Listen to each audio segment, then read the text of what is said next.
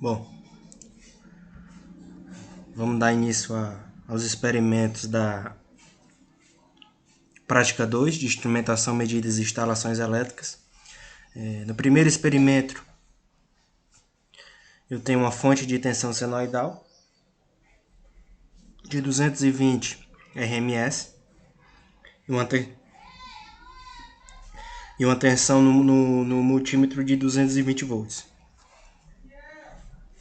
Eu coloquei também uma carga de 4.7 ohms e um transformador no circuito. Eu quero gerar aqui no secundário uma tensão de 12 volts. Então eu tenho que dividir 220 por 12. Eu vou obter uma relação de 18,3, que é o que eu vou colocar aqui, ó.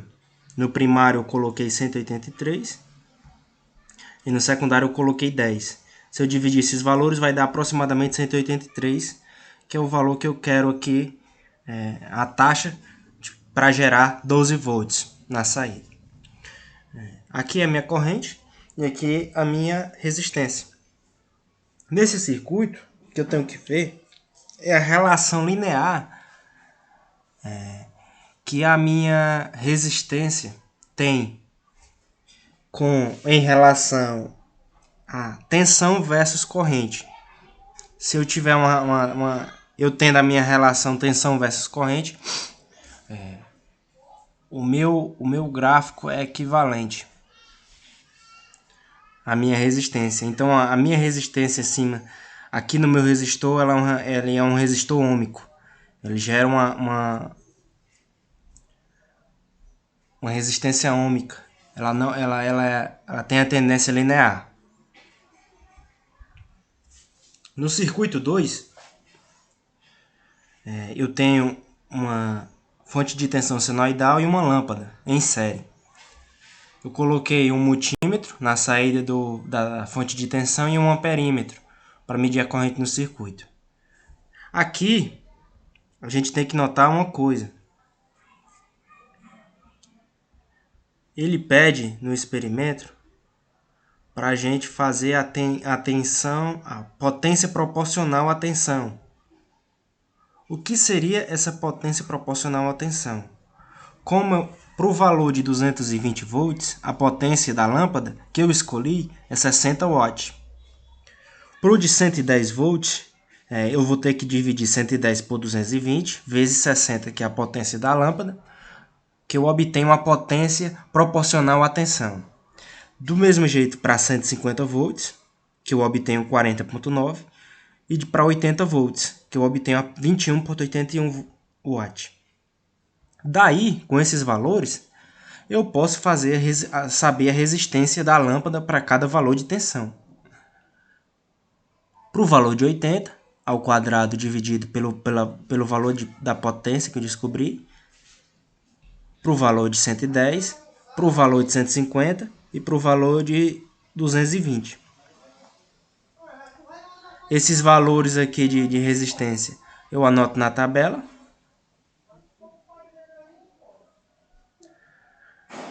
E agora eu vou simular para cada um. Bom,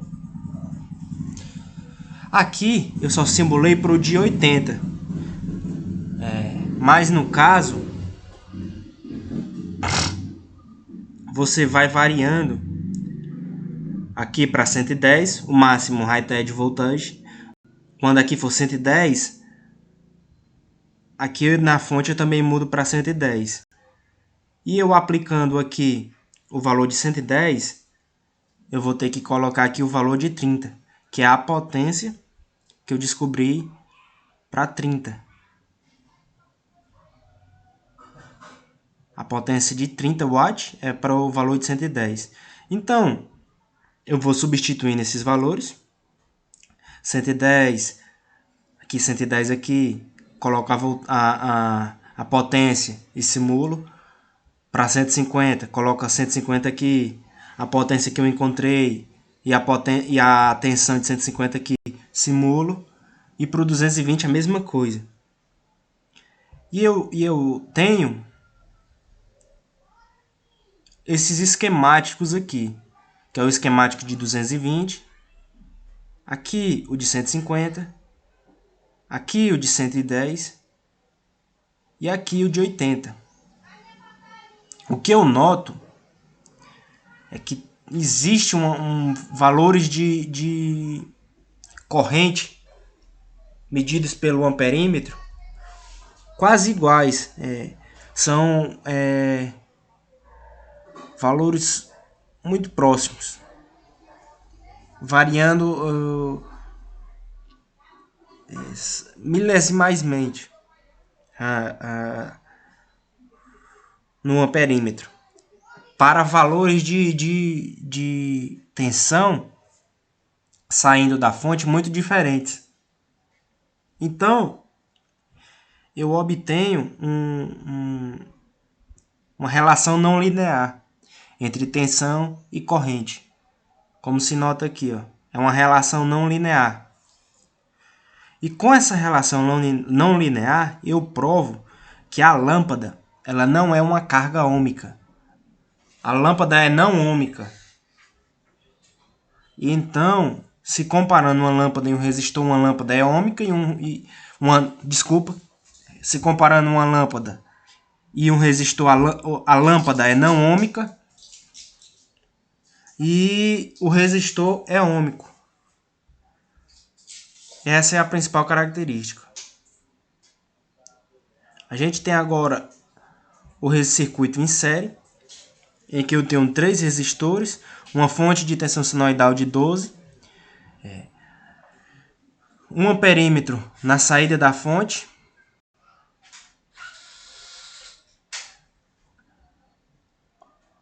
outro amperímetro com a referência em cima do resistor 1, outro amperímetro e outra referência em cima do resistor 2, e outro amperímetro e outra referência em cima do resistor 3 de 20.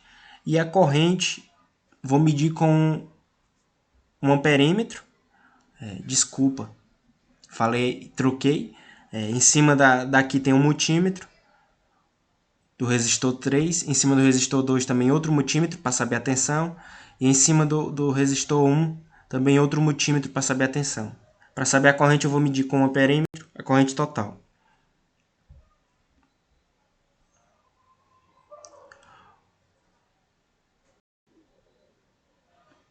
Que é o que nota nesse circuito.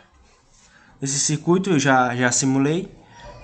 Eu tenho uma queda de tensão em cima do resistor 1, uma queda de tensão em cima do resistor 2 e uma queda de tensão em cima do resistor 3.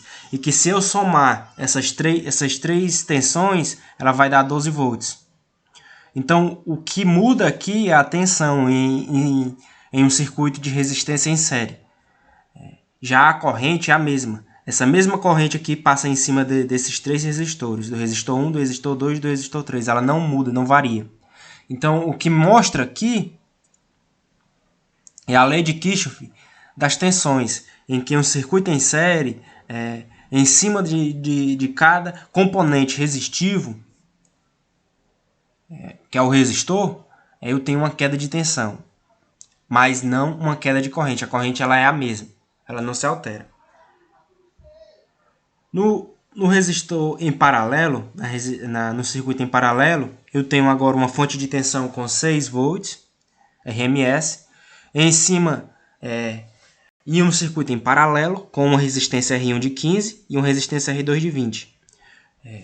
Tenho um multímetro saindo da fonte, outro multímetro para cada entrada em cima do respectivo resistor, e na saída do resistor eu tenho um amperímetro. O amperímetro total, assim, eu coloquei na saída do circuito. O que se nota aqui é que a tensão que sai da fonte, que passa pelos resistores em paralelo, ela é a mesma. A tensão ela não se altera. O que se altera aqui é a corrente. A corrente em cima do resistor 1 é 400 mA e em cima do resistor 2 é 300 mA. Isso reforça o experimento da lei de Kirchhoff das correntes. A lei de Kirchhoff das correntes, em um circuito em paralelo, a tensão em cima dos resistores não muda, o que muda é a corrente. É a corrente que entra em um nó do circuito tem que ser igual à corrente que sai do nó do circuito, que a soma das correntes que entram é igual ao valor total que sai. Então eu somo essas duas correntes, 400 mais 300, que vai dar 700 mA, que é a corrente total do circuito. Que nesse circuito representa, a gente vê a lei de Kirchhoff das correntes. Agora a gente vai para um circuito misto, o último. Então eu tenho 3 resistores, um está em série com a fonte de 12 volts, outro em paralelo, o R2 de 20 e o R3 de 15. Coloquei um multímetro na saída da fonte, um multímetro e uma referência para saber a queda de tensão em cima do resistor 1, um multímetro na entrada do resistor 2, outro multímetro na entrada do resistor 3, um amperímetro na saída de cada resistor em paralelo e o amperímetro total. A gente vem aqui por partes e vê que esse circuito, esse resistor está em série com a fonte. Como ele está em série, vai ter uma queda de tensão aqui. Essa queda de tensão é 4,24 volts. A gente subtrai dos 12 e vê que é 7,75, que é exatamente essa queda de tensão aqui. Como esses dois resistores estão em paralelo, a gente viu que em circuitos em paralelo a tensão não muda. O que muda é a corrente. A corrente aqui é 387,51 mA, aqui 516,68 mA no resistor 3. Então, nessa parte é a LKC, a lei de Kirchhoff das correntes, em que as correntes que entram nesse nó somadas dão igual à corrente que sai. Que então eu somando esses dois valores dá 904,20 mA, corrente total do circuito.